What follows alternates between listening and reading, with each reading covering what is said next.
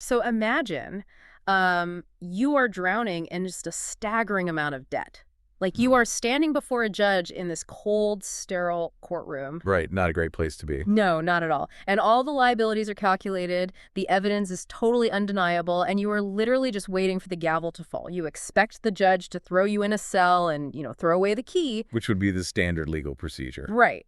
But instead, the judge steps down from the bench, walks over to you, pays your entire massive debt out of his own pocket, and then does something completely unthinkable. Oh, here is where it gets crazy. He asks you to marry him. And that is the psychological shift a 17th century theologian named John Owen is trying to force us into. It is a massive pivot. It really is, because usually when we talk about salvation or relating to God, we naturally default to a legal transaction. I mean, we like things categorized, we like to know the debt is settled and the case is closed. We want the paperwork filed and stamped. Yes. But when you step into the specific text, that sterile courtroom just disappears. We are looking at a relational landscape that is completely staggering. We are basically stepping out of the courtroom and walking straight down the aisle of a wedding. It is the absolute definition of a paradigm shift. We move from a cold, legal standing to something intensely personal and vibrant. You go from standing before a magistrate to, well, standing before a bridegroom. Welcome to Reformed Thinking. Today we are taking a deep dive into something that might completely rewire how you view your daily interaction with God. And it is going to be a fun one to unpack. Oh, definitely. Our goal for you, the listener, is to thoroughly examine the writings of John Owen on the believer's communion with the Father, Son, and Holy Spirit. We are zeroing in on part 2, chapter 3 of his work. Which is where he lays out this whole concept. Right. He details the astonishing concept of interacting with Christ through a conjugal or, a marriage-like relationship. For anyone wanting to grasp massive theological concepts without getting bogged down in academic dryness, this specific text offers a radical, beautiful framework. It really takes these grand, cosmic truths and anchors them in the most intimate human experience possible. It does. And to help unpack all of this, I am thrilled to have our resident expert here. So let us jump right into this shocking reality of conjugal communion. Owen makes this fascinating argument that fellowship with Christ concerning what he calls personal grace is accomplished through a conjugal relation. Meaning the believer is married to him and he is married to the believer. Yeah. But before we look at the specific Bible verses he uses, I feel like we need to clarify a term. When Owen says personal grace, what is he actually talking about? That is a really good question to start with. Because we throw the word grace around a lot, usually meaning a generic blessing like waking up to a sunny day or finding a good parking spot at the grocery store. How is personal grace different from that? That distinction is the key to understanding this entire text. Generic grace, or what theologians sometimes call common grace, is indeed the sun shining on the just and the unjust. Right, everybody gets it. Yeah, it is the rain watering the crops of someone who hates God just as much as someone who loves him. But personal grace is entirely different. It is not a detached blessing dropped from the sky. Okay, so what is it then? It is grace that connects you directly to the person of Christ. It is highly relational. Owen is arguing that you cannot have the benefits of Christ without having the person of Christ. Oh, wow. I like that phrasing. You do not just get a get-out-of-jail-free card. Yeah. You get the king himself. This is why the marriage metaphor is not just a nice illustration. It is the only human language capable of capturing the reality. Because in a marriage, you do not just get the spouse's bank account or the spouse's house, you get the actual spouse. Spot on. The text points to the Song of Solomon, chapter 2, verse 16, which says, "My beloved is mine, and I am his." Notice the language there. It is very specific. It is. It is not my beloved's gifts are mine. It speaks of mutual possession. You possess him, and he possesses you. That mutual possession is a beautiful concept, but I have to ask a blunt question here. Go for it. Why does Owen lean so heavily on this marriage metaphor? Like, why is a king and subject or a master and servant dynamic not sufficient here? Those are very biblical concepts, right? Oh, absolutely. They're all over Scripture. God is the King of Kings. We are his servants. I think about it like this. Signing a business contract with a king or a master provides a lot of security. You know the rules, you get your protection, you get your paycheck. It's very clear-cut. Yeah, if the kingdom is attacked, the king's army fights for you. It is a very clean, functional relationship. Exchanging wedding vows, on the other hand, provides intimacy, which involves vulnerability and messiness. So, does this text suggest God actually wants that level of intimate vulnerability with us? That is the precise question Owen is anticipating, and the answer is an overwhelming yes. A king certainly protects his subjects, and a master provides for his servants, but those relationships always maintain a strict distance. They keep you at arm's length. Right. In a king-subject dynamic, the king stays in the fortified palace, and the subject stays out in the vulnerable village. The king might be benevolent, he might lower your taxes, he might send his army to protect the borders, but he does not share his personal life with the peasant. He is not inviting you to dinner? No, he's not sharing his personal wealth or his personal joy with you. A husband, however, gives himself entirely to his bride. The husband's status becomes the wife's status. That's a huge shift in standing. It really is.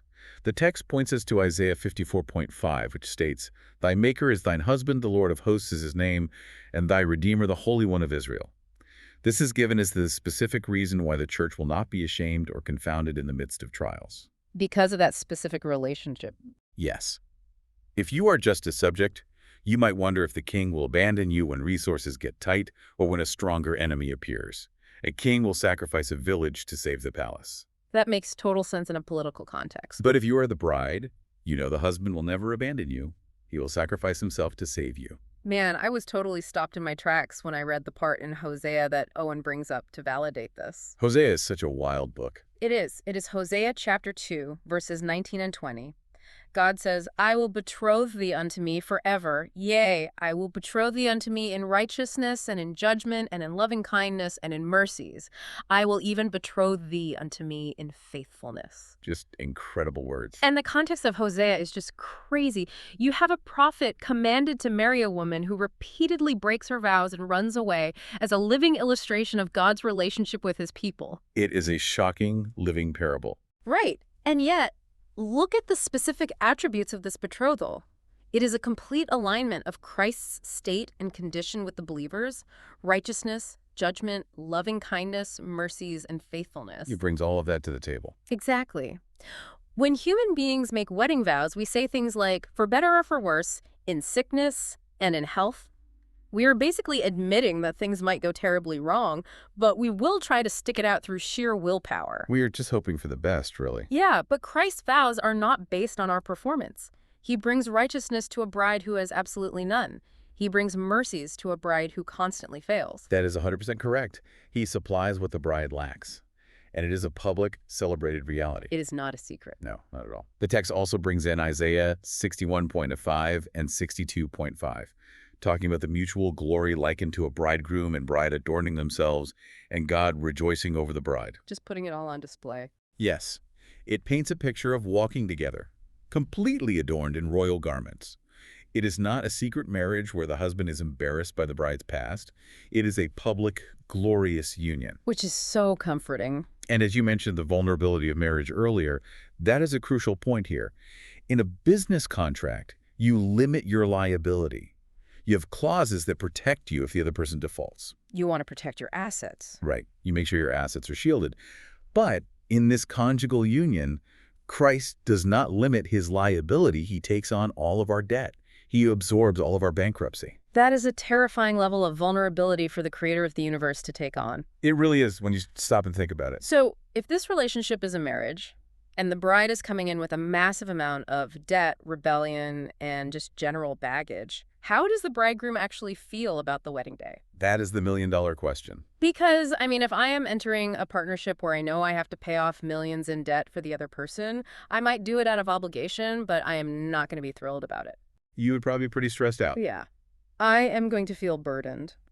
So if Christ is taking on all our liability, what is his emotional state? Logically, you would think he would feel resigned to it. A sort of noble, heavy duty, But the text reveals the intense joy and pain of the bridegroom. And this is where the theology gets intensely beautiful. I cannot wait to hear this part. The conjugal relationship brings immense delight to Jesus. Owen states that Christ rejoiced in the anticipation of it from eternity past and willingly endured the shame and the cross just to enjoy his bride exclusively. Just to enjoy her. Wow. Let us unpack the sources Owen uses to prove this, because it is fascinating. He points to Song of Solomon 3.1m, which calls the daughters of Jerusalem to witness King Solomon on the day of his espousals. Okay, setting the wedding scene. Right. It says, "This is the day of the gladness of his heart. It's the day of coronation, and the bride is his crown and diadem." Then we look at Zephaniah 3.1, which explicitly says, "He rejoices with joy, he joys with singing." Singing over us. That is wild. It is.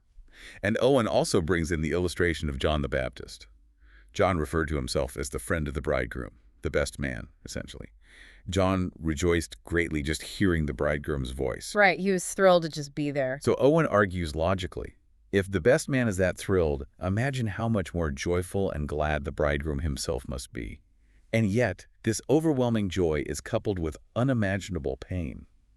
The text mentions Christ enduring pain, like a woman in childbirth, to accomplish this union. That is a staggering contrast. You have the image of childbirth, which is agonizing, physically tearing pain, and you have the image of singing with joy. They exist side by side. If Christ is putting himself through that kind of agony, literally going through the childbirth of the cross to secure this marriage, then this cannot just be a casual arrangement. I think there's a huge misconception here for most listeners. What do you mean? When people imagine God looking at them, especially when they mess up, they picture a frustrated teacher. Oh, yeah. The disappointed principal vibe. Yes. They picture God letting out this heavy, exhausted sigh, rubbing his temples, looking at our failing grade and saying, "All right, I will forgive you again, but you are really testing my patience." Just barely tolerating us. Exactly. We imagine God tolerating us. But Owen describes Christ singing with joy and viewing the church as his crown. A crown is a symbol of victory, of pride, of kingship. You do not hide a crown in a closet. Right. You display it, you wear it on your head for the entire world to see. How does grasping this, that God is not sighing at you but singing over you, alter a believer's daily life? If you wake up on a Monday morning and believe the frustrated teacher narrative, how does that compare to waking up believing the singing bridegroom narrative? It changes your entire baseline reality. If you view God as a frustrated teacher, your Christian walk becomes a desperate attempt at damage control. Which is exhausting. It is incredibly exhausting. You live in a state of low-grade anxiety, just trying to keep your head down, do your homework, and avoid detention. You hide your failures because you know they will only cause another heavy sigh. You definitely do not want to be vulnerable in that state. Not at all. But when you unpack the theological weight of Christ seeking honor and delight in saving sinful souls, it shatters that anxious paradigm completely. The text analyzes the phrase, enduring the shame and the cross, in order to enjoy his bride exclusively. Enjoying the bride exclusively. Yes. This frames the atonement not just as a rescue mission, but as the ultimate pursuit. Think about a standard rescue mission. A firefighter runs into a burning building to save someone. Right, a classic heroic act. The firefighter is heroic, and they are genuinely glad to save the person, but the firefighter does not typically want to marry the person they just dragged out of the smoke. That would be a very weird dynamic. Yeah, they do their job, they go back to the firehouse, and they feel professional satisfaction. Yeah. But Christ's work on the cross is not just pulling us out of the fire. It goes so much further. It is pulling us out of the fire, cleaning off the soot, putting a royal robe on us, and bringing us into his palace to be his queen. He does not just tolerate the bride, he finds his honor and his delight in her. That is just beautiful. When a believer grasps this, daily life is no longer about managing God's disappointment. It is about resting in God's delight. When you fail, you do not run away from a frustrated teacher. You run toward a faithful husband who has already absorbed the cost of that failure. That is such a vital distinction. The firefighter saves you and goes home. Christ saves you and takes you home with him. Spot on. And the idea that he experienced pain like a woman in childbirth, that is a visceral biological metaphor for the cross. It means the suffering was not arbitrary, it was productive. It was creating something new. It was birthing the church, in a sense. Yeah. This overwhelming joy from Christ and the intense price he paid to secure it initiates a specific mutual agreement. If he went through all of that to secure the bride, it demands a response. It requires a covenant. Right. What kind of vows is he actually demanding from us when we walk down this aisle? The text says the entire relationship hinges on mutual surrender.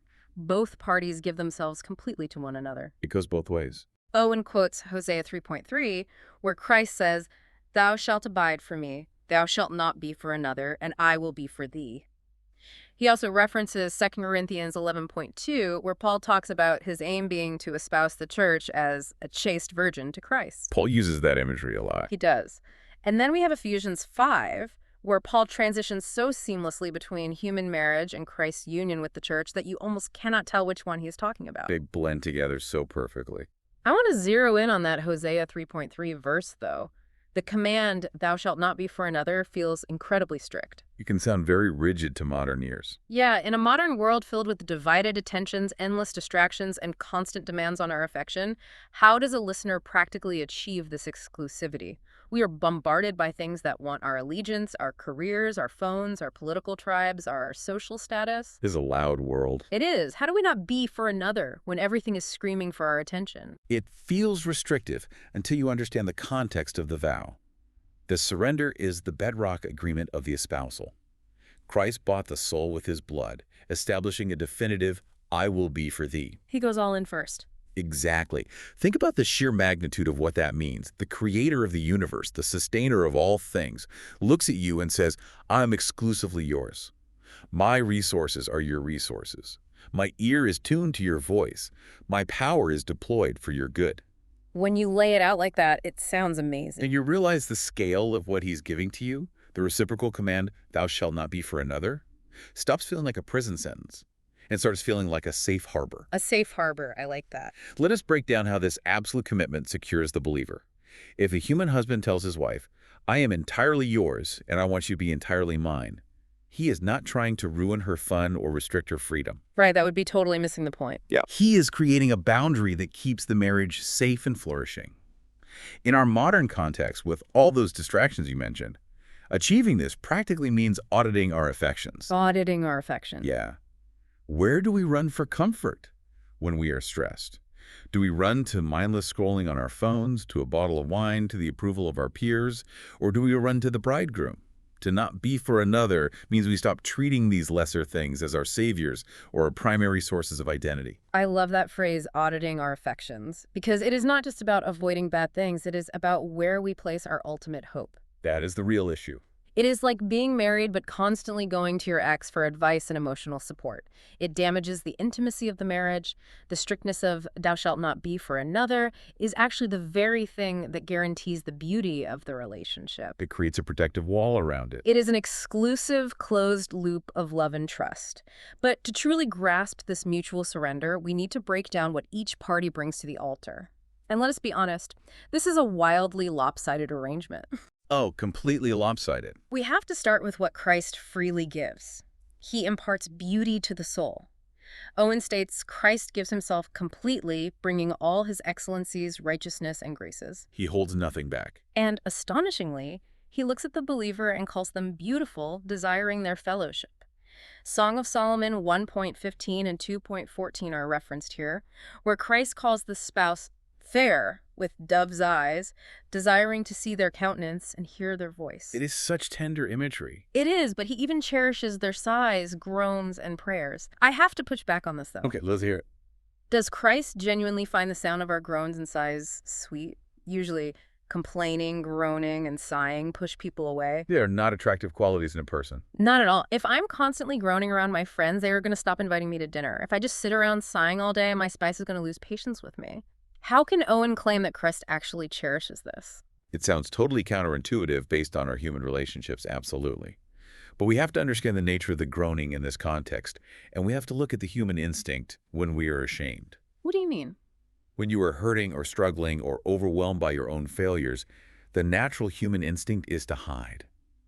We go all the way back to the Garden of Eden. Adam and Eve sinned, and they immediately hid in the bushes. They covered themselves up. Right.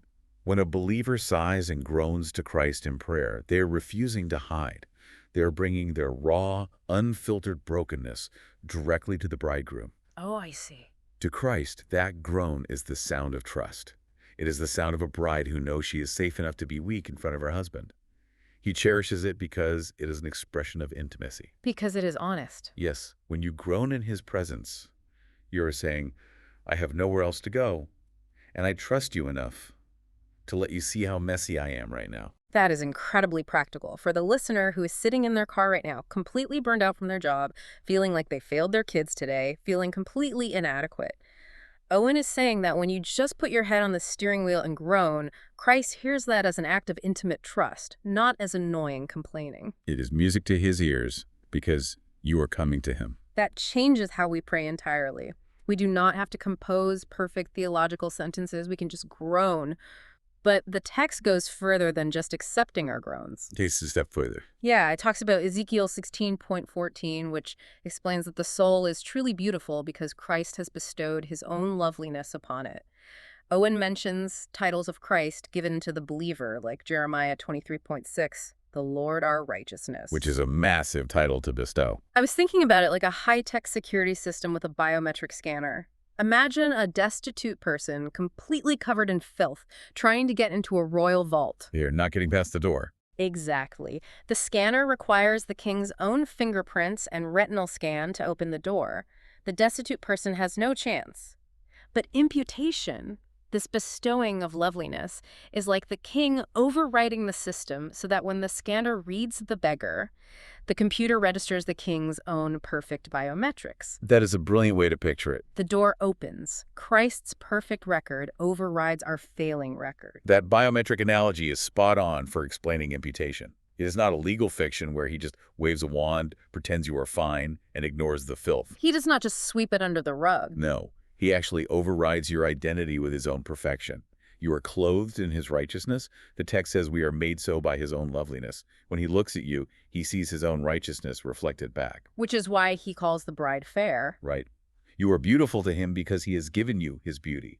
That is why he desires your fellowship. He's not holding his nose, looking away and tolerating your presence. He is genuinely attracted to the righteousness he has placed upon you. That is staggering. He brings perfect righteousness, boundless love, and all his excellencies. As 1 Corinthians 1:30 states, he has made unto us wisdom, righteousness, sanctification, and redemption. He gives us everything. If he brings all the wealth, all the beauty, and all the status to this marriage, what on earth is required from the believer in return? This leads us to the believer's response, which Owen describes as preference and acceptance. Our part of the vow. Right. On the saints' part, they offer free and willing consent to receive and submit to Jesus as husband, Lord, and Savior. This consent is continuous, requiring us to prioritize him above all else. It is not a one-and-done deal. No. The soul's preference is detailed in Song of Solomon 5.9, calling him the chiefest of 10,000 and altogether lovely. It involves rejecting contenders. We have to reject worldly lusts from 1 John 2, false assistances like ash or idols from Hosea 14.3, and legal righteousness or blamelessness from Philippians 3.8, counting them as loss. That is quite a list to reject. It is.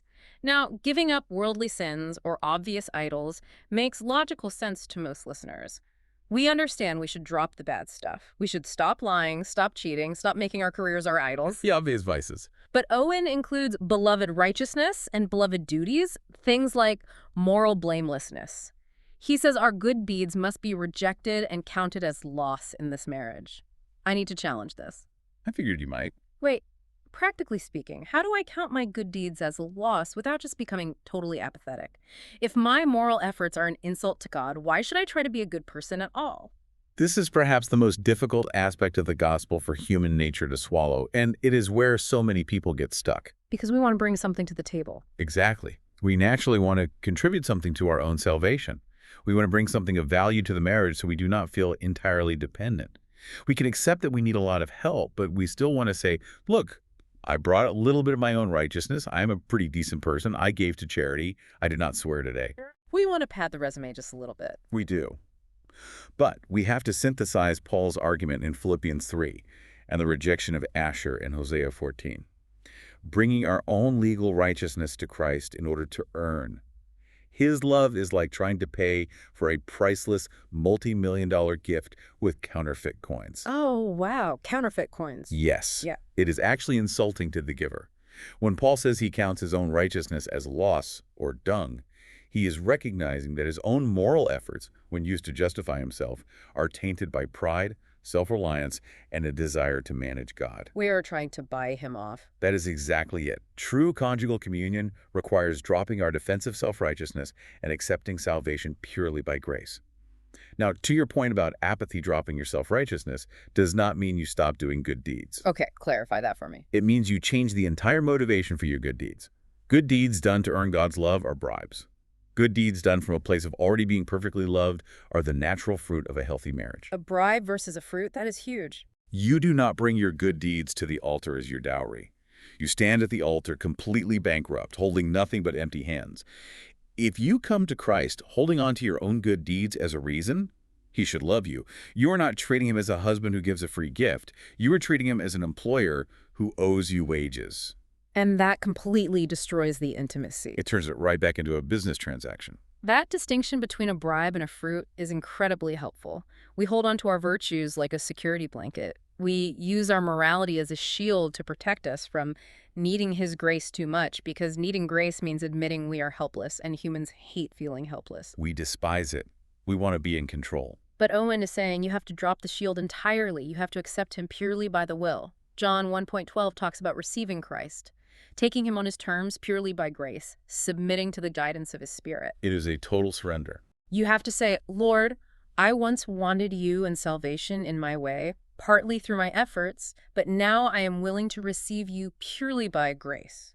You have to prefer him above your sins, yes, but you also have to prefer him above your own virtues. Which is often the harder thing to let go of. It goes back to the vulnerability we discussed earlier. Christ made himself completely vulnerable to take our sin, and we have to make ourselves completely vulnerable to receive his righteousness. We have to lay everything down. It is terrifying to let go of our own performance metrics. We want to track our spiritual progress on a spreadsheet, but when we let go of that, we find that he is the chiefest of 10,000. There is absolutely nothing that compares to the relief of not having to justify your own existence anymore. Precisely. Yeah. And that relief is why this consent is not just a one-time event that happens at the moment of conversion. It is an ongoing thing. Yes. Owen calls this consent consequential, meaning it is a continuous disposition. It is a daily reality. Every single morning you wake up and you have to make that choice again. You have to renew the vows. You do. You have to survey the options screaming for your attention. The lust of the flesh, the lust of the eyes, the pride of life, and your own sneaky self-righteousness. And you have to conclude again that they are vanity. That they cannot save you. Right. You have to reaffirm your vows. You have to look at Christ and say, you are still the chiefest of 10,000. You are still altogether lovely. This is the essence of intimate communion. It is an active posture. It is an active, daily receiving of the Lord Jesus in all his splendor. We are constantly tempted to run back to our old beloveds, whether that is a hidden sin or a reliance on our own good behavior. We always want to run back to what we know. But conjugal communion means we constantly turn our gaze back to the bridegroom. We declare our wholehearted surrender to him, making it known that we belong to him alone. And as the text concludes, he genuinely delights to hear that declaration. Our voice is sweet to him. Bringing all these elements together reveals a stunning picture of what everyday communion with God should look like. We started by contrasting a cold, legal transaction in a courtroom with a vibrant marriage. Two very different realities. Very different. And through John Owen's lens, we see that fellowship with Christ is not a sterile legal status. It is a vibrant, exclusive marriage. We have seen that Christ rejoices over the believer with singing, that he goes through the agony of the cross to secure this union, that he covers us in his own beauty and righteousness, overriding our biometric failure with his perfect record. He covers every single flaw. And in return, he asks only for our willing, preferential consent, forsaking all other beloveds, including our own self-righteousness. This takes salvation from a dusty theology textbook and places it right into the center of a beating heart. It humanizes the divine interaction without losing a single ounce of the reverence. If anything, it increases the reverence. Oh, absolutely. It elevates the reverence because the love is so unmerited and so vast. When you understand that the creator of the universe desires your fellowship to the point of enduring the cross to secure it, your response is one of absolute awe and willing surrender. And bringing this directly to your daily reality, to you listening right now, whether you are driving or working or just sitting at home, this knowledge offers massive relief. You can just take a deep breath. You really can. You do not have to perform to earn the bridegroom's love. You do not have to clean yourself up before you come to him.